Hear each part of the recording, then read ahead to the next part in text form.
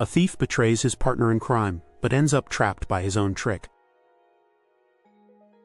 Graybridge liked to pretend it was honest. In daylight, the port cranes bowed like praying mantises, and the riverside warehouses wore their names in clean serif letters. But after dark the city bled neon, and every reflection in the water was a lie waiting for purchase. Cade Mercer had learned that early. He didn't break safes because he loved risk, he broke safes because certainty was a rarer commodity than gold. His hands were surgeon steady, his smile never too wide, his rules carved into memory. Never improvise unless the improvisation was scripted weeks ago. Never promise what you can simulate. Never die on a hill when you can paint the hill on glass. He kept partners because you can't carry everything alone. And he chose Rhea Vale because she could be quiet for hours and then say exactly the single necessary sentence. They'd done 9 jobs together, each one a layer of lacquer over their reputations. But Graybridge had a way of hatching temptations that felt like destiny. A museum skylight left unreinforced after renovations, a curator who preferred interns to audit trails, a gemstone with a name so theatrical it begged to be stolen. They called it the Orrery Heart, rose-red facets like a planetarium in bloom, mounted in a case that swore it was airtight and tamper-proof. Cade didn't believe in airtight, he believed in blind spots, and Graybridge was full of them. Rhea had the kind of gaze that could file a person down to their smallest truths. She never bragged, didn't drink on jobs, and kept a leather folio of floor plans as if the paper could remember her touch. Cade noticed how she ran her fingers along ductwork in empty buildings, how she listened for the difference between silence and quiet. They were not friends so much as 2 hands solving the same lock. In private, he admired her ethic. In public, he valued her myth. On the street, people said Rhea could disappear in a doorway shadow even at noon. They said Cade could talk a guard into telling him the alarm code and then get the guard to thank him for the conversation. Their lore protected them. Lore also made them targets. The museums hired fresh security just to learn their shapes, and collectors hired scarred men with boxy shoulders who didn't mind losing fingers to keep a vault shut. The Orrery Heart drew everyone like a heat lamp draws winter insects. For Cade, it also drew a darker ambition. He'd been splitting takes in half for years, and half suddenly felt like a wound. He dressed the thought in rational language. Rhea always took less risk, didn't she? Probably not. But greed knows grammar, and soon his inner sentences had subject, verb, and inevitability. She gets the decoy, I get the gem. The Harborlight Museum sealed the Orrery Heart inside a climate-controlled vitrine that floated on a pedestal of old oak. Motion triangulation, capacitive mesh, vibration thresholds calibrated to the weight of dust. A sensor orchestra waiting for a discordant note. 4 cameras watched the case, 2 watched the watchers. The night guards, lulled by routine, rotated like a clock, and one of them, Owen Pike, a former dockhand with a limp, had the honest habit of leaning on rails that squeaked. Cade mapped everything. He counted the seconds it took the elevator doors to yawn open, and the interval between janitorial rounds. He built a test chamber in an abandoned print shop with rails that squeaked at identical pitches. He and Rhea practiced vault stances the way dancers repeat fouettes. But the cleverness hid elsewhere, in Cade's private rehearsal. A ghost key system that injected false status messages into the museum's alarm panel. A mirror script that could reflect back the case's own confirmations. And most important, a fail-safe tether that bound the gem's tag to a set of departure conditions. Whoever tried to leave with it without authorizing the tether would trigger a silent lockdown. Non-violent, non-negotiable, elegant. He designed it to punish betrayal. He told himself he was punishing the idea of betrayal, not a person. That distinction would become razor-thin. Rhea believed in redundancies they both could see.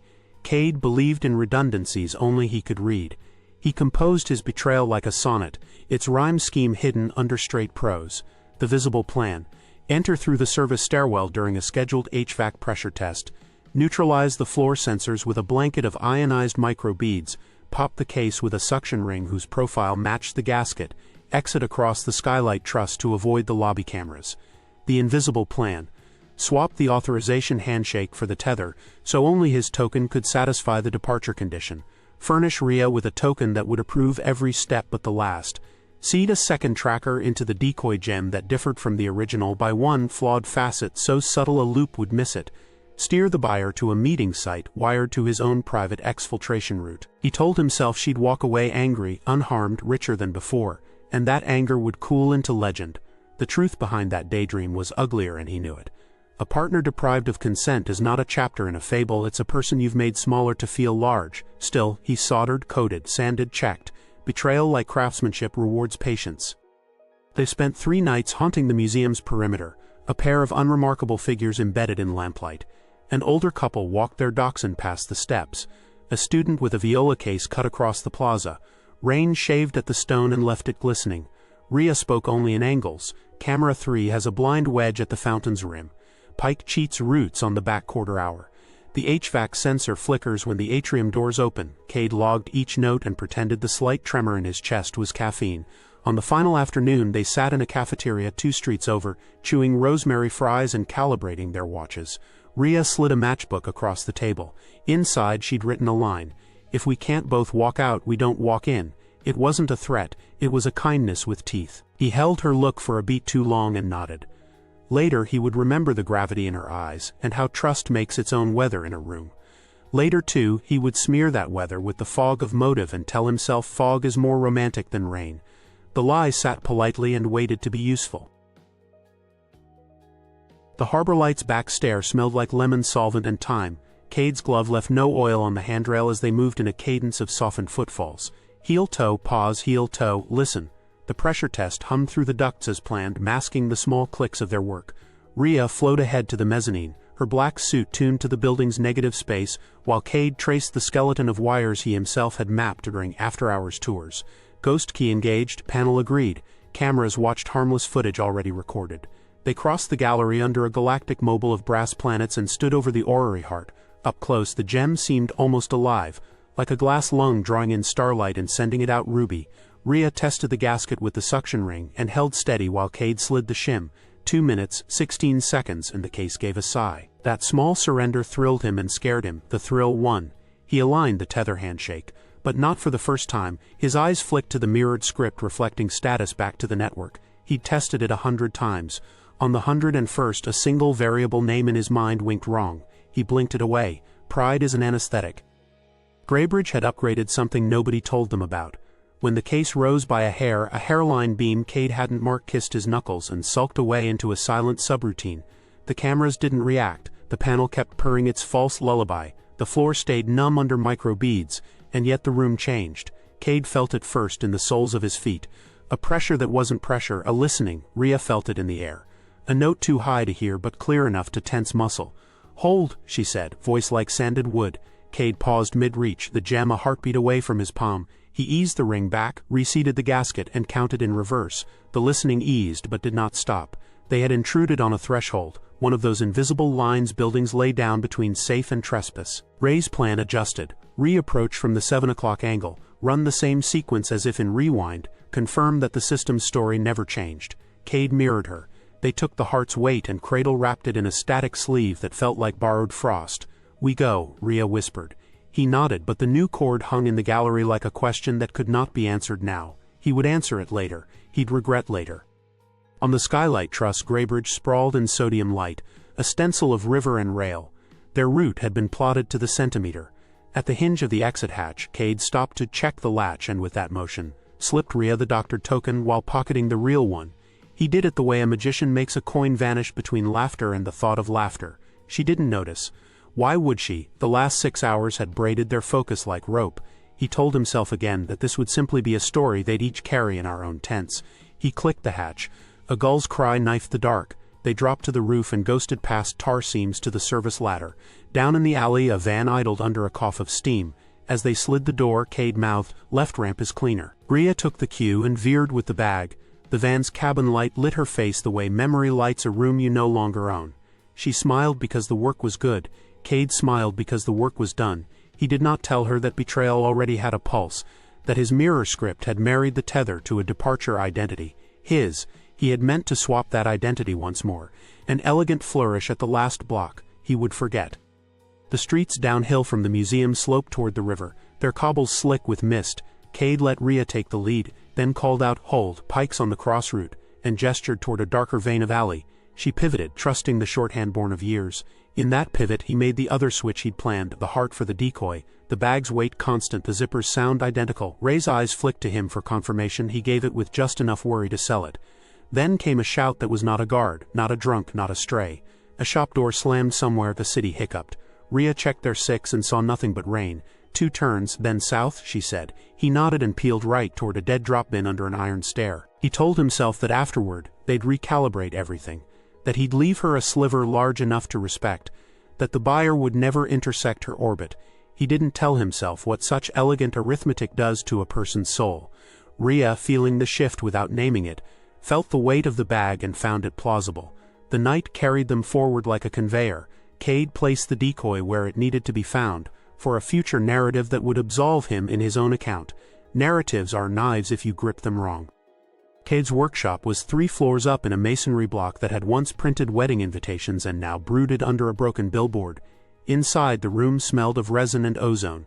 He laid the heart on a velvet pad like a penitent laying down a blade, and watched the facets red the light. The gem was absurd, too perfect, an art-directed miracle of geology. He should have felt thrill, victory, a clean sting of triumph. Instead, a small itch crawled under his ribs. The mirror script's last report had fluttered wrong in his memory, just for a breath, just long enough for a doubt to hatch and skitter behind the furniture. He ran diagnostics, all green. He sipped stale coffee and told himself sleep would metabolize guilt into justification by morning. When his phone vibrated with a message from the buyer, moved up, new venue, he didn't parse the convenience too hard. He didn't catch the echo of Ray's phrasing in the buyer's short sentences, or the way the time aligned with Pike's off hours. He packed the heart in a shockproof cradle and strapped it under his coat with the cold satisfaction of a man wearing proof behind his ribs. Outside, a taxi splashed past. Somewhere a gull called again. The itch under his ribs put on a suit and called itself intuition. He let it talk and didn't listen. Marcos Dre, if that was his name, preferred neutral grounds that looked like expensive mistakes. The greenhouse on the edge of the derelict botanical park fit the brief. Iron ribs, panes like ice, vines encroaching the corners. The city had given up on pruning. Cade arrived early because early gives you time to move the furniture of fate. He tested the doors and the emergency panels, ran a pocket scanner near the lintels, watched a moth flutter toward the humidity dome and bounce off. Everything felt theatrical and therefore manageable. He set his private exfiltration, a great Lucian 2 nights ago, a crawlway that fed an access tunnel that knew his footprint. When Dre entered, his suit was an absence. The man had the look of someone who perfectly understood where he never needed to be. They traded the ritual sentences about beauty, provenance, risk, price. Dre's voice slid around the gem's name as if the syllables were slick. Halfway through, a second figure's outline stirred beyond the panes, a shadow that didn't belong to wind or vine. Cade's spine taught him 3 facts at once.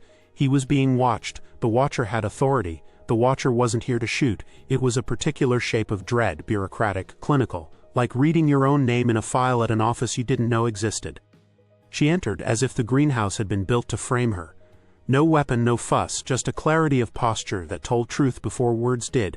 Ray's hair was pinned in a way he'd never seen on a job. It made her look like a photograph of someone who once chose differently.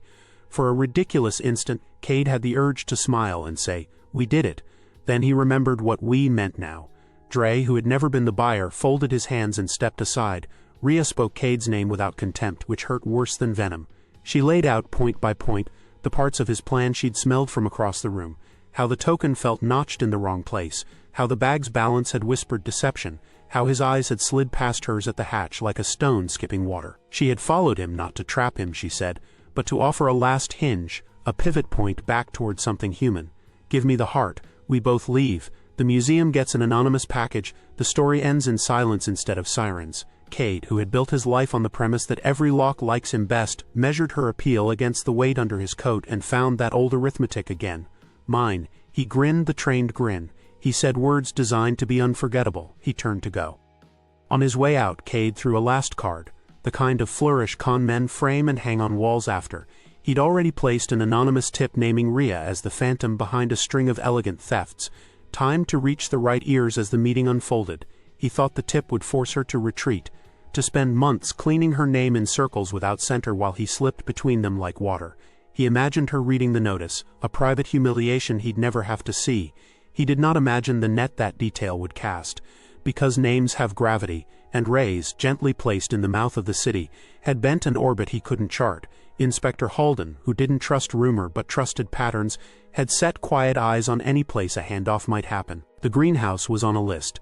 The inspector, arriving early, saw a man step out of the greenhouse with a stiffness under his coat and a brightness in his gaze very unlike fear. Halden didn't shout, he signaled. Men who were good at being nobody spread through the shadows outside. Rhea didn't flinch. She watched Cade step into the threshold, a man cocooned in his own narrative. The threshold watched too. Doors always do. Cade touched the handle. Somewhere, software he had written months earlier asked a question of a server he controlled and received a clean, well-typed answer. Departure identity confirmed. Somewhere else, the greenhouse's building management system, older, stupider, wonderfully literal, queried the same network and read a slightly different truth. The mirror script did what it was meant to do. Reflect OK back to any system that asked it wrong. But in the museum heist, Cade had left one line bound to his own token while intending to swap it again later. He had not swapped it. So, to the greenhouse's logic, the person who could leave with the gem without waking the trap was Cade Mercer. The person leaving with the gem was Cade Mercer. He smiled as if the night revered him. The greenhouse whispered as if the night had teeth. Motors hummed, locks found their homes, dampers sighed shut. The glass above them ticked as a negative pressure eased into being. Rhea didn't move. Dre folded back into air like a ghost dismissed. Cade's stomach shrank to a black coin. His hand met metal that had gone from cool to decisive. He did not panic. Men like him replace panic with speed, but the room replaced speed with geometry. Lines he hadn't drawn connected. He had designed this. It recognized him. It obeyed. It sang. It was not a violent trap. He hated violence on principle. It was a comprehensive courtesy from a machine that did not care whom it respected. Every exit sealed, every vent narrowed. Phones deadened to a polite nothing. The humidity control spooled to a level that would fog any lens except the security cameras, which stayed dry as if under a bell. A harmless vapor laced with UV tracer kissed anything organic and made a promise to glow under the right light later. Floor plates, spring-loaded, introduced a fractional tremor that would read as fleeing if the door sensors ever opened. In a corner, a tiny speaker waited to play a sound the human ear distrusts, a frequency rumored to fray resolve. Cade tasted the metallic edge of his own craft and almost admired it. Almost, he reached for a panel he'd loosened earlier. It had ratcheted tight under a motor he had not accounted for because he had never accounted for being the rat. Rhea met his eyes without triumph. "You tied the exit to an identity," she said. "You thought I wouldn't notice. I noticed. But you didn't change it back." He swallowed. Old pride tried to climb his throat. He pressed it down and reached for code like a drowning man reaches for rope. "Listen," he said, and the word felt smaller than the room. He asked for 5 minutes, and the heart and forgiveness built like scaffolding around a plan he still tried to assemble mid-fall. Rhea did him the grace of letting him talk. The more he spoke, the more the greenhouse asserted its tone, a steady institutional hush that makes human pleading sound like weather. He opened his laptop and angled it against the fog. His script met his other script and did what mirrors do. Returned the image, reversed. "The token," Rhea said quietly. He pulled the wrong one from his pocket on reflex, then the right one because there is a limit to self-delusion even in emergencies. He laid both on a potting bench. "I never meant," he began. "You did," she said, not cruelly. "And then you meant to mean it less. That's worse in a way." Outside, Halden's men waited for the pattern to clarify. Inside, Cade stabbed at a flaw he could no longer call elegant. He found that his code had been humane. It gave the locked party options. Option 1. Place the object back in a recognized container and request release. Option 2. Assign the object to another authorized identity in physical proximity. Option 3. Break glass and trigger everyone's evening to become unforgettable. He looked at Rhea. The greenhouse breathed. They tried option 2 first. He held the gem. She held the real token. The system requested a handshake that demanded eye contact like a priest. Rhea met it. Cade could not because to complete the handshake he would have to name in his heart the thing he had done without euphemism. And the machinery in his chest rebelled. The request timed out. A gentle tone suggested grace periods are not infinite. Rhea set the token down and told him a story from years ago he had edited out of memory.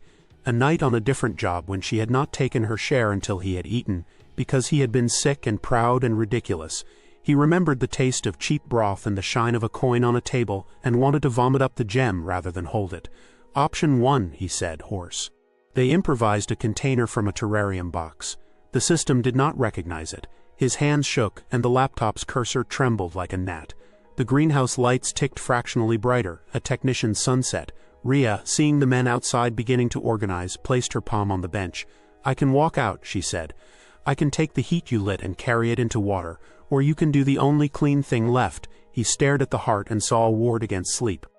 He discovered a line buried in his code like a fossil, a release clause for the trapped identity that demanded confession in a form only the system could judge. Not a voice print, not a password, but an action that aligned with a declared intent, return of item to origin. Anything less would read as choreography without repentance. Cade wanted to laugh at his own righteousness. He wanted to curse his past self for dressing ethics in silicon. The terrarium box wouldn't do, the original vitrine would. Impossible. Unless, he looked at Rhea and saw anger she had put down like a tool. We can call the inspector, she said. We can stage this. You give it back. We leave alive. He pictured Halden's face. Careful, tired, a man who had learned to be suspicious of redemption arcs. But the clause was merciless. The gem had to go home. He thought of Pike leaning on squeaky rails, of the viola case student, of rain sneaking into stone. He hated every person and object that had led him here. He hated the word here. Then he hated the hatred. All right, he said, as if the word cost money. He placed the gem on the bench as if it had weight in the future. Call him. She did. The trap listened for the sound a decision makes and recognized it. Inspector Halden entered with 2 colleagues and a face like a ledger. He kept his hands visible. Mr. Mercer, he said, as if reading a name on a lesson plan. Rhea spoke first. The item is intact. He is ready to return it. Halden's eyebrows did not move. Cade handed over the heart and felt his ribs expand and collapse as if he had been wearing a barrel. The UV tracer on his skin glowed briefly under Halden's pocket lamp. A gentle condemnation nobody in the room enjoyed. You'll come with us, Halden said. We'll call the museum now, and you'll show us your path through it later. Cade nodded. The greenhouse, having confirmed the ritual of renunciation, exhaled. Locks rolled back, dampers opened. The trap had never been cruel, it had been exact. As they walked out, Ray's steps matched his for a dozen paces. It could have ended worse, she said, and it sounded like a prayer whose God she no longer visited. He wanted to ask if they would ever speak again in a voice that included everyday nouns like coffee or weather. He said nothing. At the curb, Halden put Cade in a car that smelled of vinyl and hand soap. Through the window, Graybridge's lights looked like someone had pricked the night with a needle. He had designed a mirror and finally saw himself. In jail, the nights return your thoughts to you with interest.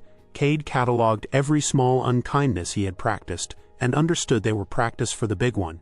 He turned over the word partner, until it meant human again. Letters from strangers arrived, internet-printed confessions from people who wanted him to be either a folk hero or a villain so pure they could rinse their own souls in his outline. He wrote only one letter that mattered to Rhea. Not an apology hungry for absolution, but a sheet of statements with periods instead of bargaining chips. She did not reply. The harbor light put the heart back on its oak pedestal, this time inside a case that hummed a new note. People lined up to see the gemstone that had come home almost of its own will, and a placard told a tidy version of an untidy night. Cade worked in the library, scanning barcodes, stacking spines, memorizing the weight of pages. When he closed his eyes, he saw the greenhouse's ceiling, panes blurring into a sky he could touch by not touching. He imagined, someday, a room with a window and nothing to steal from it. If this tale held you, if you like stories where the trap turns and the mirror shows more than a face, subscribe to hear the next one and bring a light for the corners where plans pretend to be promises.